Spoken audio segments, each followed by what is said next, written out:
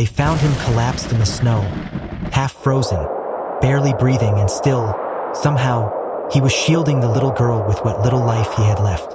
No one could explain it at first.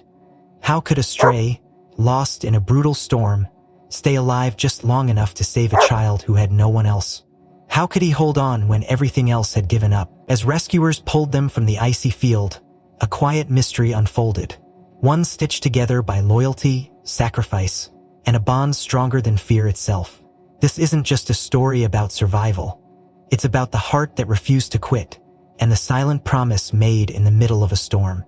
If stories like this touch you, I'd love for you to join our journey. Tap like, subscribe for more stories that stay with you long after they end. And let me know in the comments, where are you watching from today? And what would you have done if you found them that night? In the icy stillness of a Sunday afternoon, Isaiah pulled his scarf tighter around his neck, feeling the biting cold gnaw at every exposed patch of skin. His boots crunched steadily over the deep snow covering the abandoned fields that bordered the outskirts of their sleepy town. Beside him, Malik adjusted the heavy coat draped over his broad shoulders, his breath visible in thick clouds. They had promised each other a quick walk to stretch their legs, nothing more. No one else was foolish enough to venture out into the merciless cold, and for a while they too considered turning back. The park, once alive with the laughter of children and the hum of joggers, now resembled a vast, empty tundra. Trees stood like frozen sentinels, their branches clawing at the gray sky. The sound of their own breathing seemed louder than ever. Malik kicked at a clump of ice with the toe of his boot, muttering, "Maybe we should head back, man, it's dead out here." Isaiah nodded, pulling his gloves tighter. "Yeah, let's not lose a toe for some fresh air."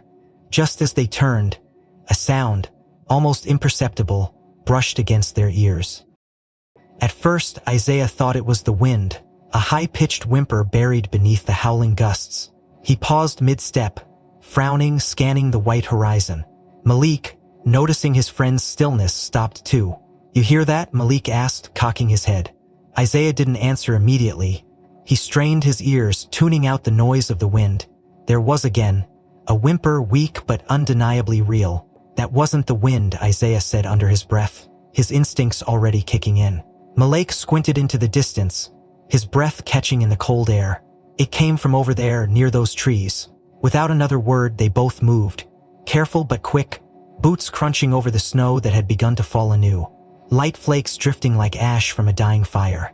As they drew closer to the edge of the small grove, the whimpering grew more distinct, Isaiah felt his stomach knot. This wasn't the cry of some wild animal. It was something or someone needing help. As they pushed through the low-hanging branches, the sight that met them was something out of a nightmare. Half buried in a drift of snow was a small form, trembling so faintly it was almost imperceptible. A little girl, maybe no older than 8 or 9, her skin ashen, lips tinged blue, curled up into herself as if trying to disappear into the freezing earth. But she wasn't alone. Draped protectively over her fragile frame was a large dog, a German shepherd, its fur a striking mix of black and brown, matted with ice and snow. The dog's body trembled violently, but it didn't move away from the girl even as they approached. Malik inhaled sharply. "Jesus," he muttered, rushing forward. Isaiah fell to his knees beside the girl, reaching out cautiously. Hey there," he asked, his voice cracking with urgency. No response. The dog, though barely conscious, lifted its head just enough to let out a weak, rumbling growl, not from aggression but from sheer willpower. It was clear it wasn't going to let anything happen to the child it was protecting. "It's okay, boy," Isaiah said soothingly, holding out his gloved hand. "We're here to help." The shepherd's eyes, dark and glassy, flicked to his face, then back to the girl, as if pleading with him to hurry. Malik pulled off his outer jacket and draped it over the girl, already fumbling for his phone. "Calling 911, he said, his voice. Isaiah gently brushed the snow away from the girl's face. Her skin was so cold it almost burned to touch. Her small hands clutched something tightly against her chest, a silver chain glinting faintly beneath the snow. "Hang on, sweetheart," Isaiah whispered. "Stay with us." He slipped his arms beneath her, lifting her carefully. The dog whimpered again, struggling to rise. Its eyes. Malik, without hesitation, leaned down and scooped the dog up into his arms, cradling it like it weighed nothing. "No way we're leaving him behind," he said. Isaiah nodded grimly. The wind picked up, howling like a banshee through the skeletal trees as they made their way back toward the road. Snow slashed sideways against their faces, the world turning into a swirling white blur. The minutes stretched into forever, but eventually the flashing red and blue lights of an ambulance cut through the storm. EMTs spilled out, rushing toward them. One woman took the girl from Isaiah's arms with surprising gentleness, barking orders to her team. "Severe hypothermia, she's critical, get her inside." Malik gently laid the dog down in the back of the ambulance. "He needs help too," he insisted. One EMT hesitated, then nodded sharply. "We'll get him to the shelter vet on call." As the doors slammed shut and the ambulance sped off into the blizzard, Isaiah and Malik stood there, hearts hammering, staring into the blank whiteness. They had stumbled into something far bigger than a lost hiker. Isaiah could feel it deep in his gut. The storm hadn't just swallowed a little girl and her dog. It had swallowed a story, a mystery waiting to be uncovered.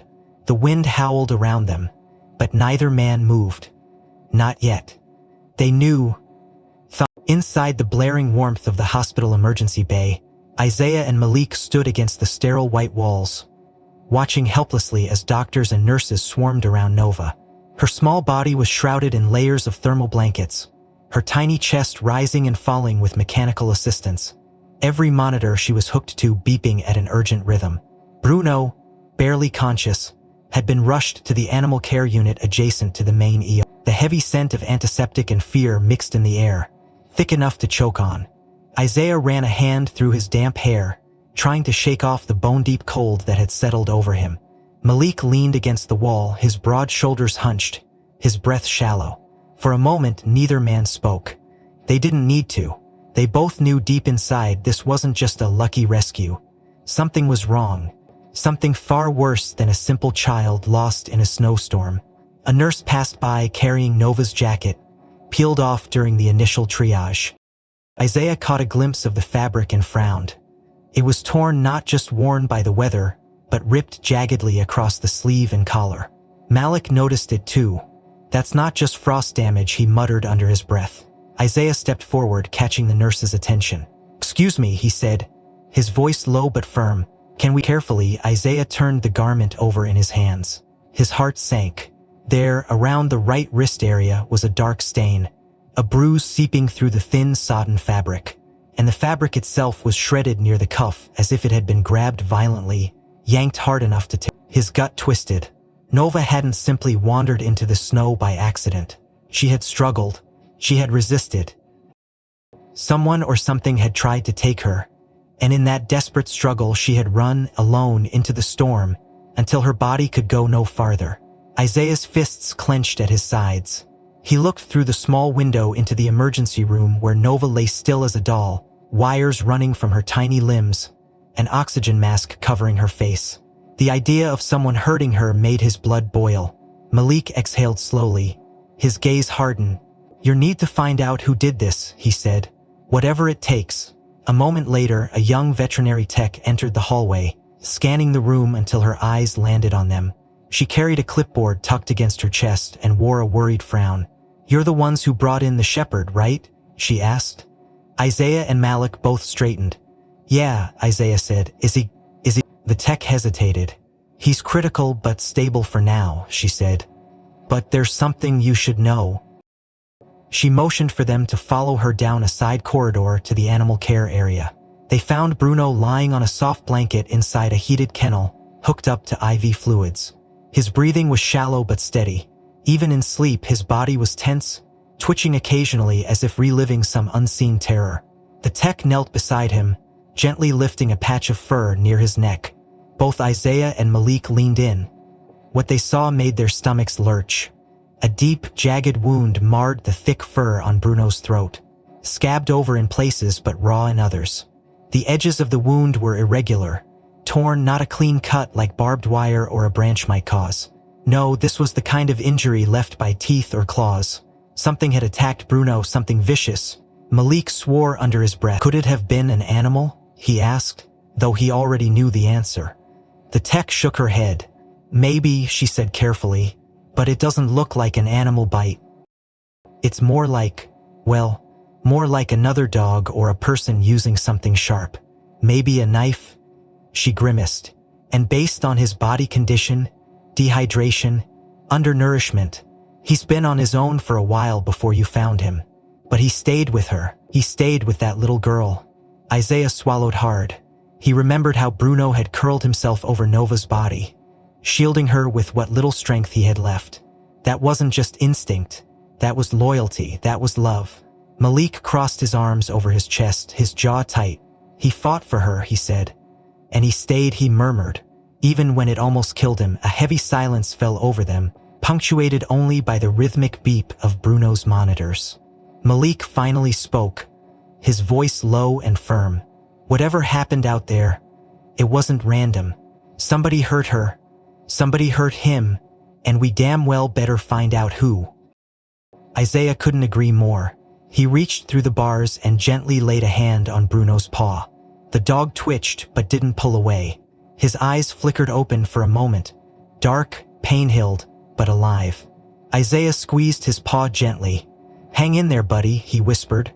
"We're not done yet." As they stepped back into the hospital hallway, the world outside the windows had turned even more hostile. Snow lashed at the glass in thick, violent sheets. Somewhere beyond that storm was the truth. Somewhere out there was whoever had tried to take Nova away. But Isaiah and Malik weren't about to let that happen again. They had seen enough. They had felt enough. This wasn't over.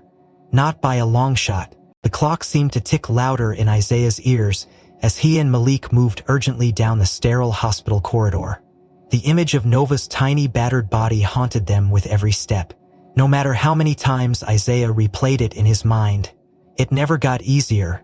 The way her skin looked almost translucent, the way her fingers had curled limply around that silver chain, the way her breathing had been nearly imperceptible. Now the monitors surrounding Nova in the ICU were no longer beeping in frantic chorus. Instead, a deep, dangerous stillness had settled over the room. As Isaiah peered through the glass window into Nova's room, he felt dread coil in his stomach. Inside, the doctors moved with a speed and precision that spoke volumes. Nurses swapped IV bags, adjusted tubes, and shouted numbers across the cramped space. One monitor showed a number in bold red, 25 DGC. Isaiah's chest tightened. "That's way too low," he muttered. Malik stood beside him, his fists clenching and unclenching. "You does that mean?" Isaiah's mouth was dry. "It means her body's shutting down." It was textbook hypothermia, but seeing it unfold on a fragile child was an entirely different kind of horror. Nova wasn't responding to any external stimuli. No reaction to light, to sound, to touch. The doctors wrapped her tighter in thermal blankets, placed heated pads around her core, and hooked her to an extracorporeal warming machine, desperately trying to bring her temperature up before irreversible damage set in. Malik ran a hand down his face, his broad shoulders sagging under the invisible weight. "She's fighting for her life," he said hoarsely.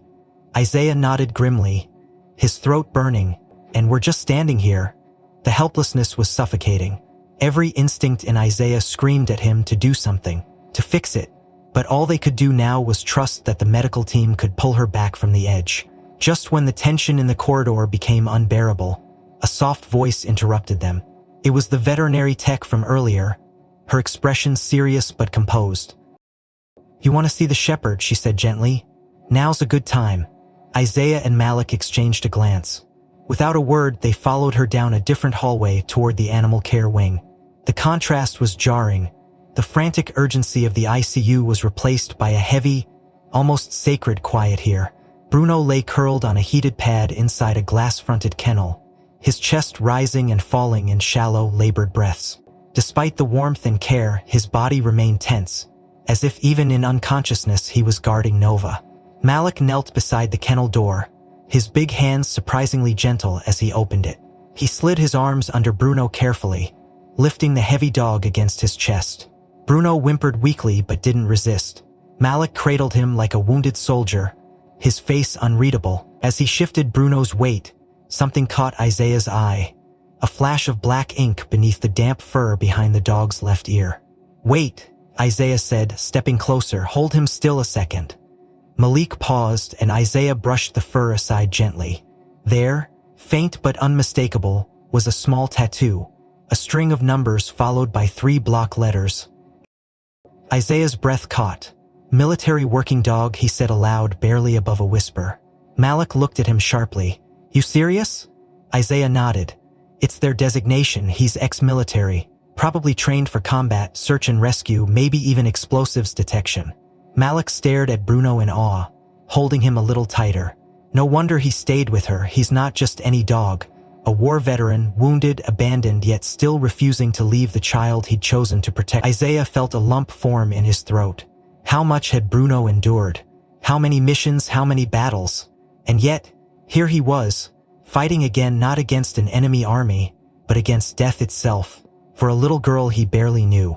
He's been trained to protect, Isaiah said softly, even at the cost of his own life. Guess he picked his final mission. For a long moment, they simply stood there, the weight of what they had discovered pressing down on them. Isaiah glanced back down the hallway toward the ICU, where Nova's life hung in the balance. 2 warriors, 1 human, 1 canine, locked in a silent battle for survival. The connection between Nova and Bruno wasn't random. It was destiny forged in ice and blood. Malik gently placed Bruno back into his heated bed, covering him carefully with the soft blanket the tech had provided. Bruno whimpered once, as if protesting, but finally settled, exhausted beyond comprehension. Isaiah turned. Do everything you can for him, he said quietly, a command more than a request. She nodded solemnly. We will, I promise. As they walked back toward Nova's room, Isaiah felt the urgency return. Bruno had given everything he had to shield Nova from whatever nightmare had pursued her into that field. Now it was up to them to make sure that sacrifice wasn't in vain. Nova's fight wasn't over. Neither was Bruno's, and neither was theirs. They had seen the signs. The torn jacket, the bruised wrist, the shredded flesh on Bruno's throat. And now this hidden mark of a life lived on the razor's edge of danger. Whoever had hurt Nova had underestimated her. Had underestimated the dog who had chosen her. It had no idea that 2 strangers walking into a snowstorm would now be relentless in uncovering the truth. The snow outside the hospital windows whipped harder, obscuring the world beyond in a blinding white haze. Isaiah and Malik stood together, facing that storm not with fear but with a steely, burning determination. Nova was slipping through their fingers. Bruno was barely hanging on. The clock was ticking, the odds were stacked against them, and death lurked close at every turn. But none of that mattered now. They would fight for her, they would fight for him, because that was what the family did. Even when that family was stitched together by fate, forged in the freezing crucible of a storm no one had seen coming. The fluorescent lights in the hospital hallway buzzed faintly above Isaiah and Malik as they stood near the glass window, watching Nova's fragile form lying still among the tangle of medical equipment. Nurses and doctors moved around her like a carefully choreographed dance, speaking in low, urgent voices. Every beep of the monitor, every flicker on the screens seemed deafening. Bruno rested nearby, still weak but breathing a little steadier now under the constant attention of the veterinary staff. Isaiah glanced toward him often, his gut tight with a strange growing unease he couldn't quite name.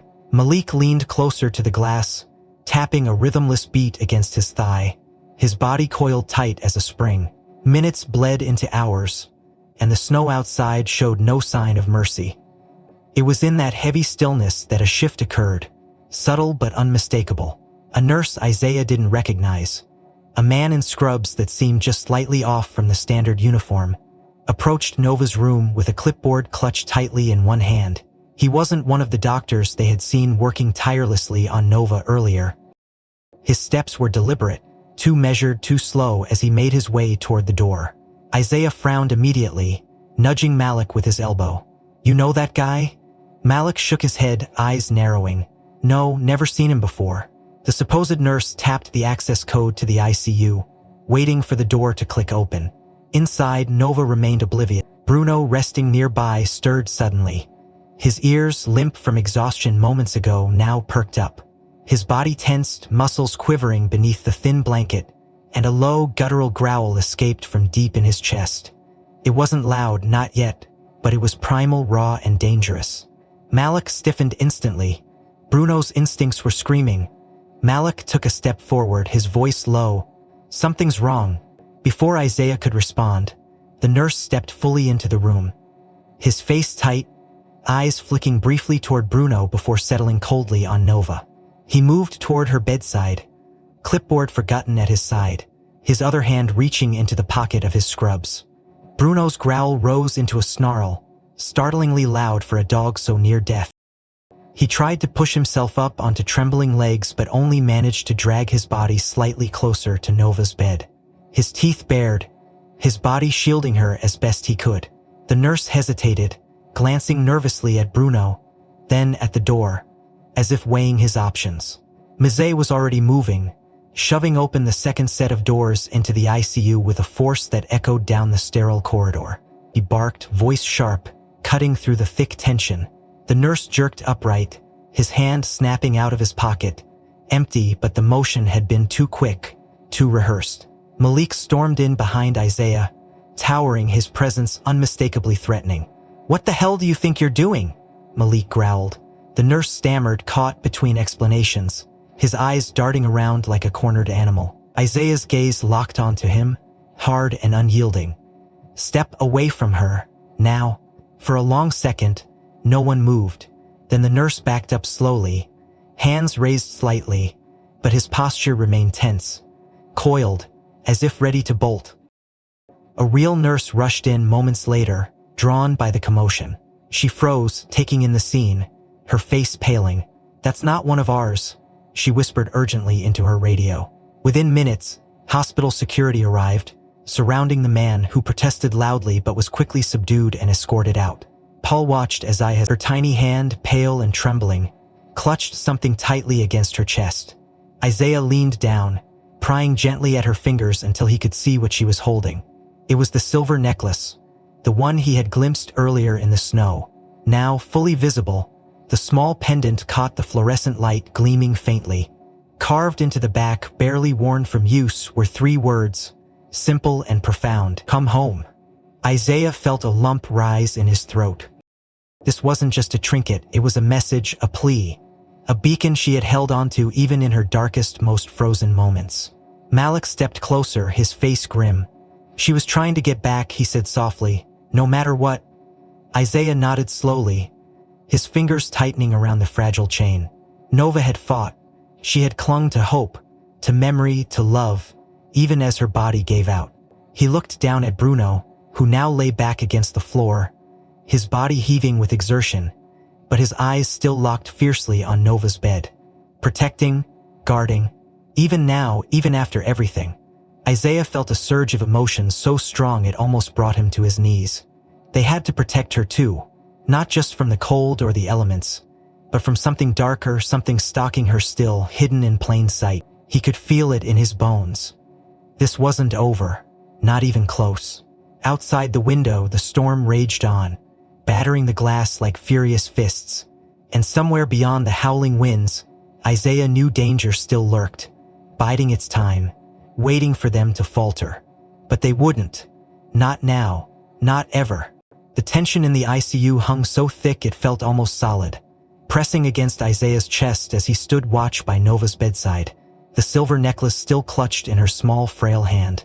Malik leaned against the far wall, arms crossed tightly, his dark eyes never leaving the doorway, ready for anything.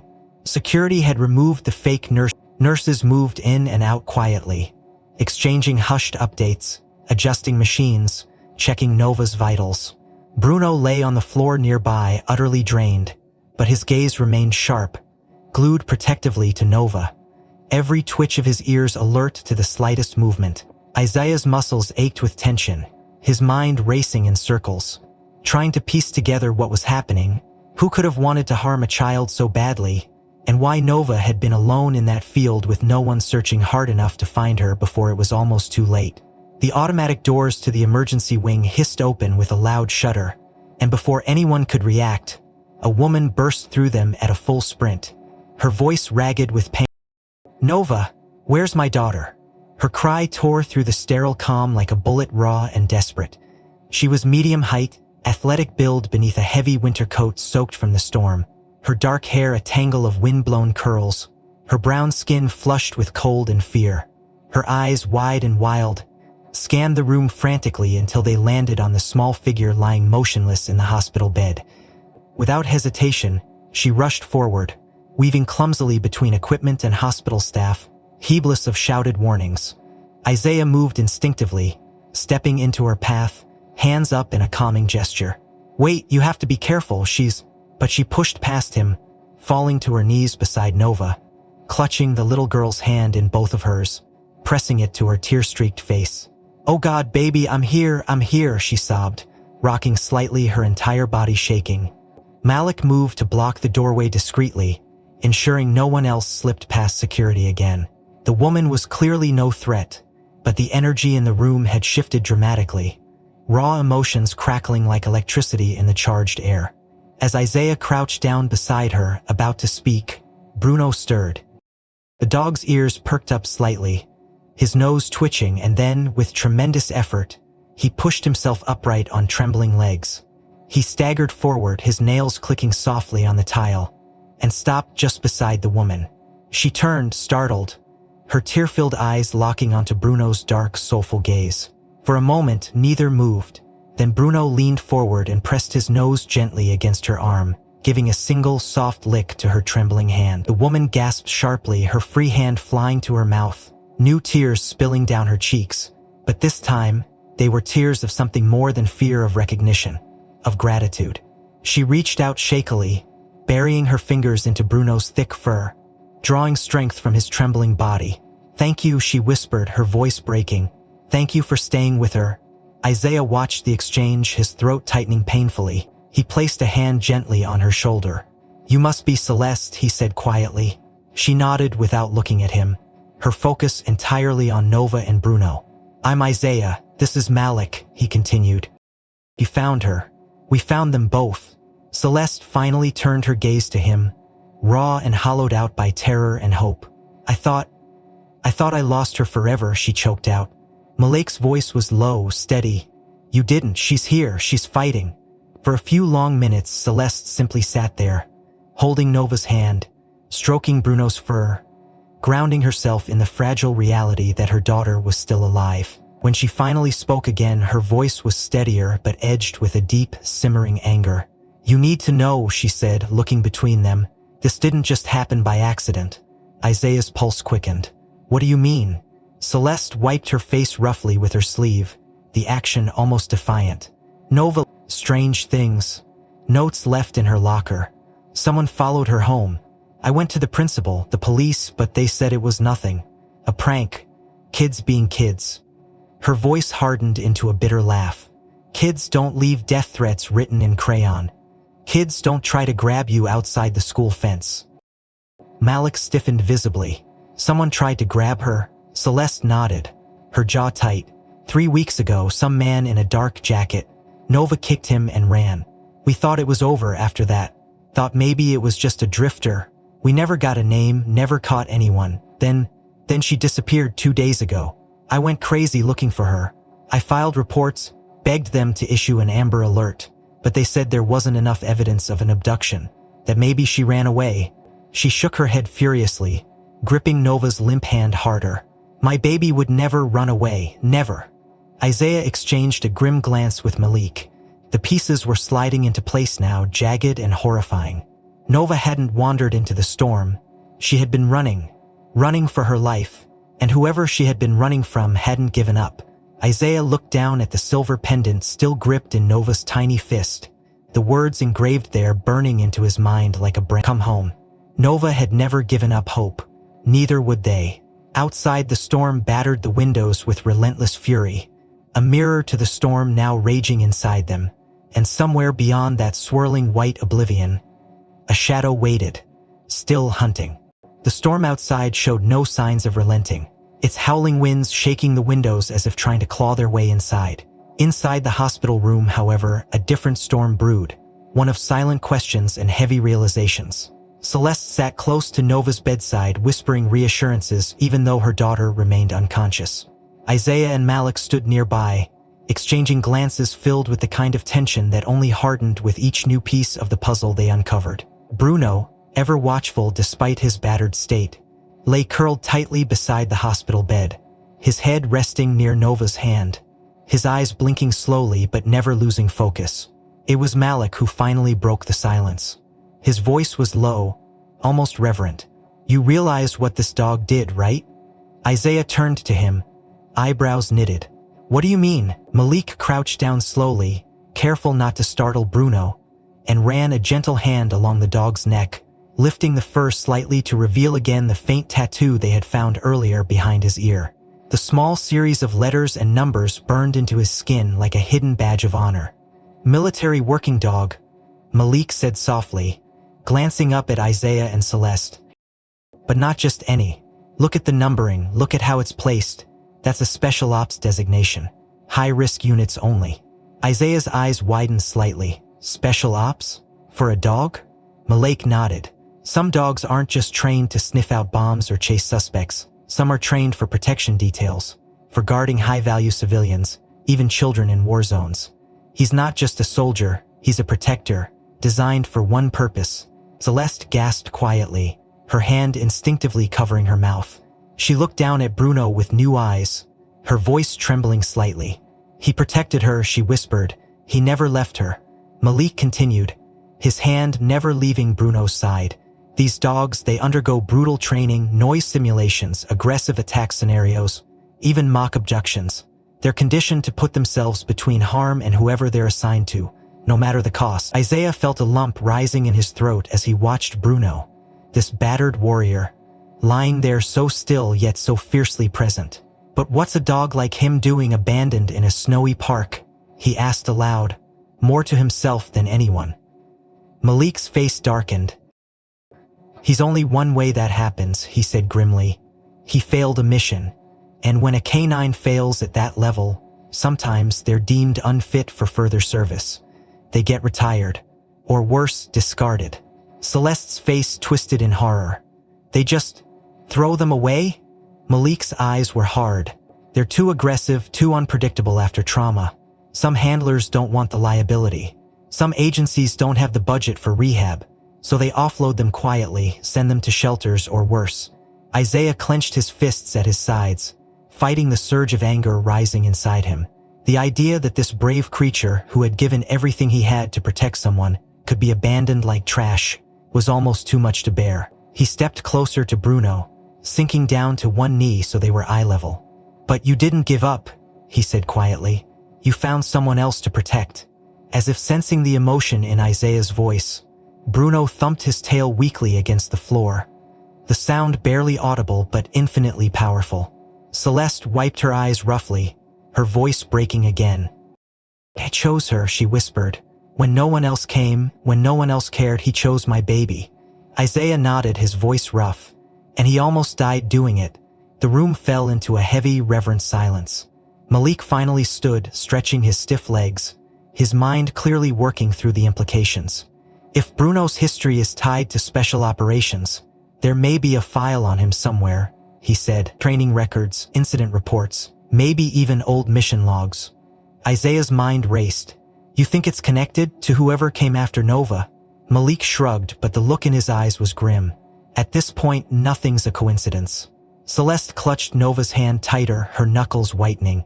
Bruno stirred at the sound of her voice, pushing his nose gently against her arm in a silent vow of loyalty.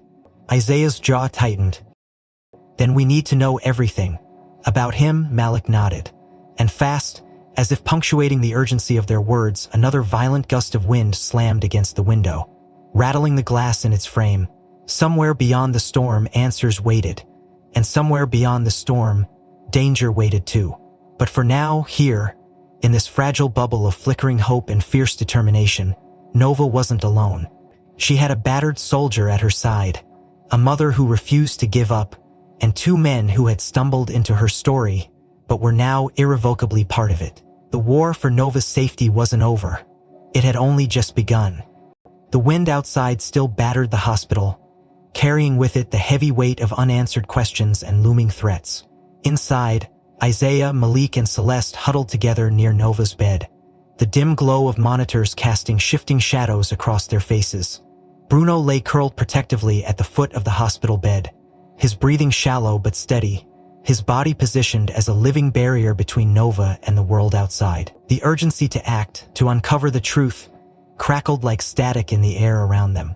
Isaiah pulled out his phone, scrolling quickly through local news feeds and community alerts, searching for any scrap of information that could explain how a young girl could vanish into a snowstorm and end up nearly dead in a frozen field with no clear answers.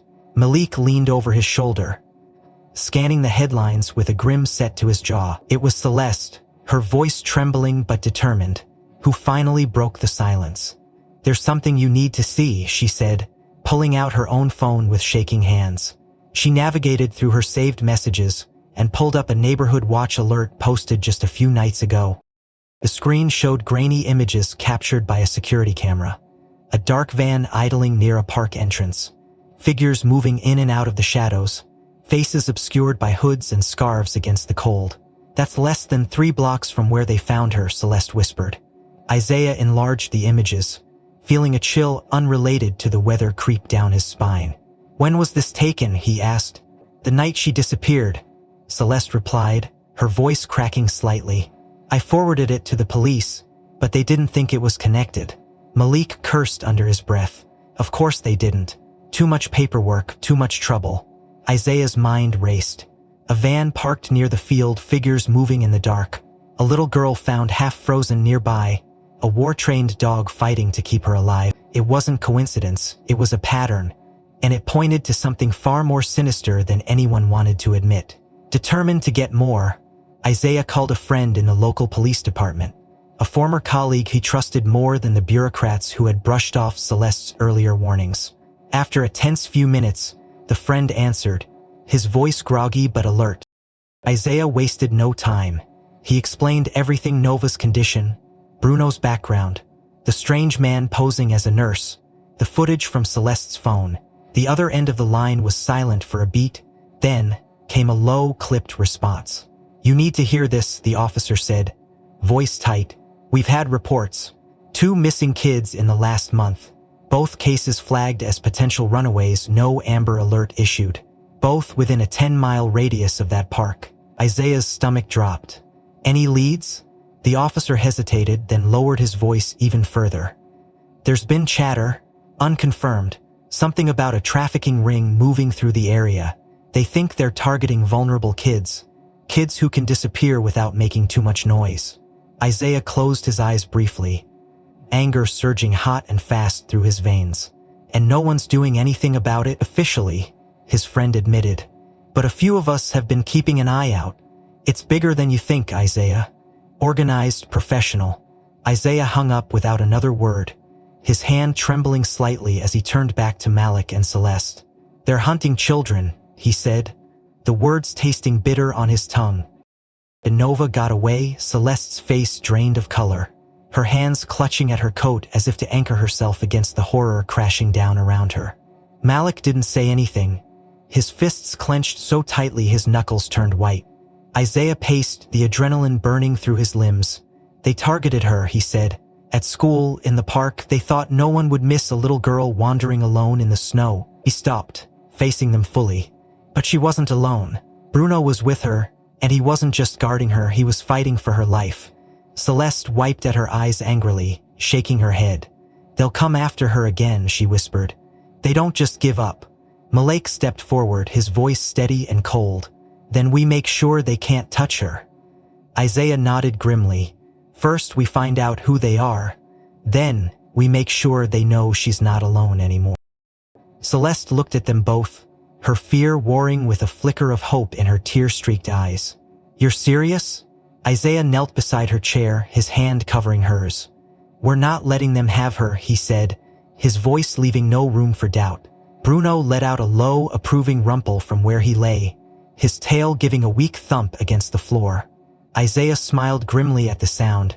"You hear that, buddy? We're in this together." Malik crossed his arms, his face set in a mask of grim determination. "But first, we need more proof. We need to know exactly who we're dealing with." Isaiah nodded, his mind already racing through options, contacts, and plans. "And we need to move fast," he said, "because if they know she survived, they're going to come look." The tension in the hospital room was thick enough to taste. a bitter blend of fear, exhaustion, and stubborn hope that clung to every breath they took. Nova lay still under the mound of thermal blankets, her chest rising and falling so faintly that at times, Isaiah found himself holding his own breath just to listen for hers. Bruno remained faithfully curled at the foot of her bed, his brown eyes heavy with exhaustion but never once straying from her small form. Soleil sat beside the bed, her hand clutching Nova's limp fingers, whispering prayers under her breath, prayers that seemed to dissipate into the sterile air unanswered. Malik stood by the door, arms crossed, jaw tight, his entire body tense as if expecting another intruder to burst through at any moment. Outside, the blizzard still howled, a relentless force of nature that mirrored the storm raging inside each of them. It felt like they had been trapped in that frozen moment for hours, maybe days, when finally, something shifted, a soft, almost imperceptible movement beneath the blankets. Celeste gasped, leaning closer. Isaiah's heart slammed against his ribs as he stepped forward, every muscle in his body screaming for caution, for patience, but his soul begging for a miracle. Nova's eyelids fluttered weakly, her small face twitching with the effort. Then, with a fragile whimper, her eyes opened, unfocused at first, glassy and bewildered. Celeste let out a sob of pure relief, brushing the hair back from her daughter's forehead. "Nova, baby, I'm here," she whispered, voice trembling. For a long, agonizing moment, Nova just stared ahead blankly, as if her mind was struggling to catch up with her body. Then her dry, cracked lips parted, and she uttered a single word, barely more than a breath. "Bruno." The name hung in the air like a benediction, raw and sacred. Celeste froze, tears streaming down her cheeks, but she didn't falter. She nodded fiercely, stroking Nova's hair. "He's right here, baby. He's right here." Isaiah swallowed the lump in his throat and glanced down at Bruno, who had lifted his head at the sound of Nova's voice. The dog whimpered softly, tail thumping once against the bed frame in a weak but unmistakable reply. Malik let out a breath he hadn't realized he was holding, his shoulders sagging slightly in relief. Nova's fingers twitched against Celeste's hand, her gaze slowly clearing, focusing, recognizing the faces around her. She opened her mouth again, struggling for words, her throat too raw, too dry. A nurse hurried in with a cup of ice chips, carefully helping Nova suck on a sliver, her hands trembling with care. When Nova finally found her voice again, it was a rasp barely audible over the steady beep of the monitors. But her intent was, Don't take him away." The adults exchanged startled glances. Celeste leaned closer, brushing tears from her cheeks. "Nobody's taking him, honey. He's safe." Nova shook her head weakly, her face contorting with fear and desperation. "They said, he has to leave." Isaiah crouched down beside the bed, his voice gentle but firm. "Who said that, Nova?" Nova struggled to form the words, her body racked with tiny shivers. "The people, the shelter, too many, they want him." Malik's jaw clenched as he pieced it together. After the story had leaked, after Bruno's heroics had reached the public eye, the shelter must have been flooded with adoption applications. Good-hearted people, no doubt, but strangers nonetheless. Strangers who didn't know what Bruno had fought through, who didn't understand that Bruno wasn't just a dog anymore. He was family. Isaiah's hand found Nova's, squeezing it gently. "You listen to me, Nova. Nobody's taking Bruno from you, not while we're here." Tears welled up in Nova's eyes, spilling silently down her pale cheeks. She turned her head slightly, her gaze locking onto Bruno's tired but faithful face. "Promise," she whispered hoarsely. "Promise me." Celeste leaned in, pressing a kiss to her daughter's forehead. "We promise," she said fiercely. "He's yours, he always was." Nova sagged back into the pillows, exhaustion claiming her once more, but this time, her small body relaxed, the terror easing from her face. Bruno crawled weakly forward, laying his head across Nova's legs with a soft sigh, his tail giving a tiny, contented wag. Isaiah stood slowly, feeling a strange mix of triumph and anger brewing inside him. Triumph that Nova had survived, that she had fought her way back to them, and anger that bureaucratic red tape and public frenzy could so easily tear apart what little piece they had managed to carve out. Malik placed a heavy hand on his shoulder, nodding grimly. "You need to talk to the shelter," he said. "Make it official. Lock it down before someone else tries to claim him." Isaiah agreed, already thinking 10 steps ahead. Paperwork, legal guardianship, press releases if necessary. Whatever it took. Bruno had chosen Nova, and Nova had chosen Bruno. No system, no stranger, no well-meaning adoptive family would be allowed to sever that bond. Not if they had anything to say about it. As Nova drifted back into an exhausted sleep, her hand still tangled loosely in Bruno's fur, the storm outside continued to rage. But inside the tiny hospital room, for the first time in what felt like an eternity, a fragile, precious peace settled over them. They had won this battle, but Isaiah knew instinctively that the war was far from over. The following days blurred into a haze of cautious optimism and quiet determination. Nova, though still weak, grew stronger with each passing hour, her body responding miraculously to treatment, fueled as much by stubborn will as by medicine. Bruno remained a constant presence in her recovery, never straying far, never relaxing his silent vigil. Isaiah and Malik moved tirelessly behind the scenes, navigating the complicated bureaucracy of the animal shelter, securing paperwork, calling in favors, anything to ensure Bruno would be officially placed under Sylvester's guardianship the moment Nova was discharged. But despite their best efforts, there remained one looming hurdle. The shelter's procedures required a formal reintroduction. Bruno had technically been classified as a stray, and under policy he needed to be evaluated once more before he could be formally adopted out. Nova was devastated when she learned this, though Isaiah and Celeste worked hard to assure her it was just a formality. Still, the idea that Bruno might not recognize her, that he might have forgotten during his time recovering apart from her, gnawed at her small heart with relentless worry. Late one evening, after the nurses had finished their rounds and the hospital lights dimmed to a gentle nighttime glow, Nova whispered for her mother to help her with something. Isaiah and Malik watched quietly from the doorway as Celeste carefully lifted a battered little glove from Nova's nightstand. It was Nova's favorite glove, worn thin at the fingertips, patched clumsily in places with bright-colored thread. Nova cradled the glove against her chest for a moment, then kissed it softly. "Put it with Bruno," she whispered, her voice fragile but certain. "So he knows I'm waiting for him." Celeste blinked back fresh tears, nodding quickly. Malik took the glove gently from Nova's hands, his big frame somehow tender in that moment, and promised he would deliver it to the shelter personally.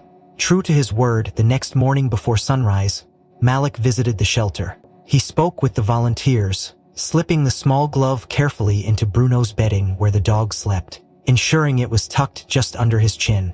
Bruno stirred as the scent reached him, his nose twitching, his body relaxing visibly. The shelter staff watched curiously but said nothing, understanding perhaps more than they let on. Days passed, and finally the much-anticipated moment arrived. Nova, now well enough to leave her hospital bed in a wheelchair, was bundled in layers of sweaters and scarves, her face glowing with nervous excitement. Celeste pushed her gently across the slick parking lot toward the fenced exercise yard where Bruno was scheduled to be brought out. Isaiah and Malik flanked them, silent and alert, scanning every face, every movement, unwilling to let their guard down even now. The winter sun hung low in the sky, casting long blue shadows across the snowy ground, the air crisp and sharp with the promise of change. Volunteers milled about, preparing the small gathering space, some holding clipboards, others holding their breath. Nova clutched the sides of her wheelchair, knuckles white with tension, her eyes never straying from the door where Bruno would appear. The moment the doors swung open, the world seemed to narrow into a tunnel of sound and light. Bruno, led gently by a handler on a loose leash, stepped cautiously into the yard, his body still bearing the signs of his ordeal, shaved patches where IVs had been inserted, a slight limp favoring his left side. His ears twitched as he sniffed the air, his nose wrinkling, searching. Then he froze. Across the yard, Nova sat motionless, her scarf slipping slightly down her neck, exposing the familiar scent of home, of love, of the little glove he had slept with for days. For a heartbeat there was silence, broken only by the distant moan of the winter wind. Then Bruno let out a sound that was half bark, half sob, and surged forward. The leash slipped from the handler's grasp, but no one moved to stop him. Bruno stumbled at first, his legs not yet fully healed. But he didn't care. He barreled across the snowy ground, his body weaving unsteadily, his tail whipping furiously behind him. Nova gasped, her hands flying to her mouth as tears sprang to her eyes. "Bruno," she cried, her voice breaking open with pure, unfiltered joy. Bruno reached her in moments that stretched into eternity, collapsing against her wheelchair with a force that nearly tipped it backward. He shoved his head into her lap, whimpering wildly, licking her hands, her arms, anything he could reach, his whole body vibrating with happiness. Nova wrapped her arms around his neck, burying her face into his rough fur, sobbing openly now, the sound of it raw and beautiful and healing. "I missed you," she whispered into his ear over and over again. "I missed you so much." Bruno answered with another desperate lick across her cheek, pressing himself closer as if trying to merge his broken body with hers. Around them, volunteers wiped at their eyes discreetly, and even Malik cleared his throat roughly, looking away for a moment to compose himself. Celeste knelt beside them, her own hands trembling as she stroked Bruno's side, murmuring her thanks into his fur. Mizea stood back slightly, watching the scene unfold with a heart that felt too full for his chest.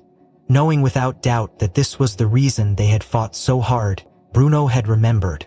Against all odds, against the pain and fear and confusion, he had remembered his girl. Nova pulled back slightly, cupping Bruno's face between her small hands.